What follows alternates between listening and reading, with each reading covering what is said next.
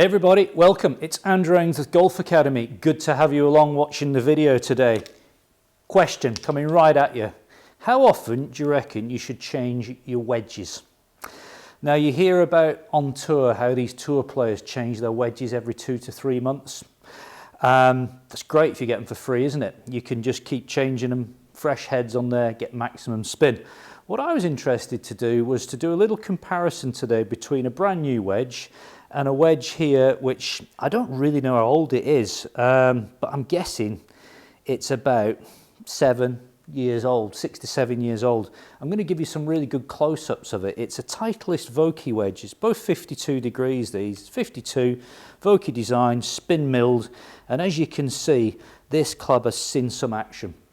It's got the little coin mark in the middle. The person who's been hitting this wedge, it's not me, is obviously quite a good player, and they've been hitting it out in the middle, but it does look like it's the grooves have taken a bit of wear over the years, doesn't it? So I thought what would be interesting is to put it up against this one, which is a brand new Ping Glide 2.0 52 degree wedge. Again, look at the close-up here. It has been hit a few times, but only indoors. I think I might have played maybe a round or two of it outdoors. But for all intents and purposes, these grooves are brand new and very sharp. So I'm going to get over in the hitting area. The only way I can do this fairly is to hit a number of shots of it. So I'm going to put it on a little time lapse there because I could be there a while.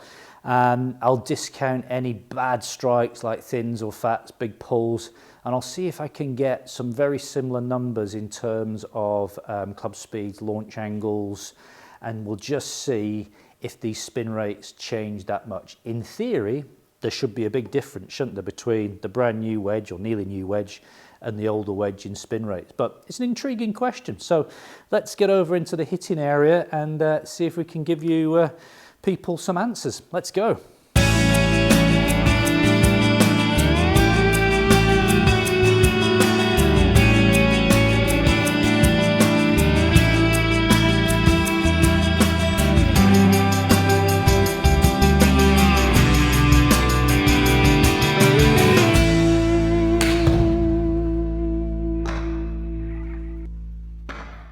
Okay everybody, so that took a little while actually. With all these things, when you're trying to do fair and honest testings, you need a robot to really get like for like strikes, and my golf swing's far from robotic. So you've got to take your time, you've got to keep going until you get sort of comparative strikes. And I've got some data which I'll share with you in a minute. And what I'll do is I'll flash this up on the screen on a PDF so you can see the details, because you're not going to see much behind on the screen here. First thing to say is I'm very, very surprised. Let's tell you about it. So going with the old Vokey 52 to start with, I was trying to get 5 strikes very similar, and I was trying to get the club speed, the launch angle very similar, because in both tests, because that's going to obviously vary the spin conditions. So let's just jump to it. Old Vokey averaged 8,540 total RPM, revs per minute. All right. Going on to the new Ping Glide 2. Again, you can see I got the club speeds very, very close. 59.7 with the Vokey, 59.5 with the Glide. Launch angles, again, I got very, very similar. 28.1 with the Vokey, 27.7 with the Glide. So really, really close. And the total spin rate with the Glide was 8,536. So when you look at the cold, hard facts there, folks, absolutely nothing in it. Now, I'm pretty gobsmacked by that, because I'm looking at this old Vokey wedge, you know, and you've seen the video pictures of it. This looks really worn because just the wear marks on the face, and you would bet a lot of money, wouldn't you, that, you know, the new Ping Glide would spin a lot more than the old Vokey, which has hit probably thousands of golf balls in its lifetime. I suppose what we can't ascertain is, you know, how good those grooves are. You know, I'm running my fingernail through these grooves on the Vokey, you know, and they still feel pretty good. So although they look worn out, the results there tend to indicate that they're not. So To sum up the purpose of this video, how often should you change your wedges? Good question, isn't it? I guess when you feel they're not spinning enough. Now, spin will depend on many things. The type of golf ball you're going to use, for one. I was using Pro V1 golf balls there.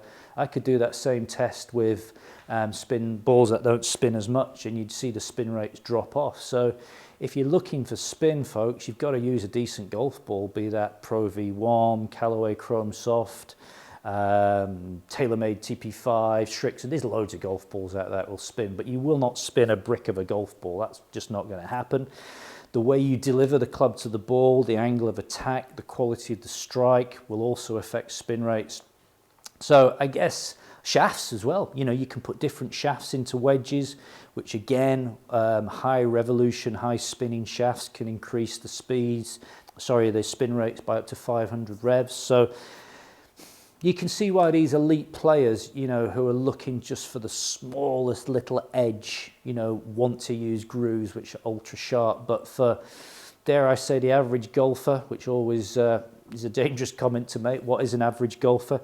Do grooves matter that much? Well, I think they do, but trying to make that decision on when to change is quite a tough one.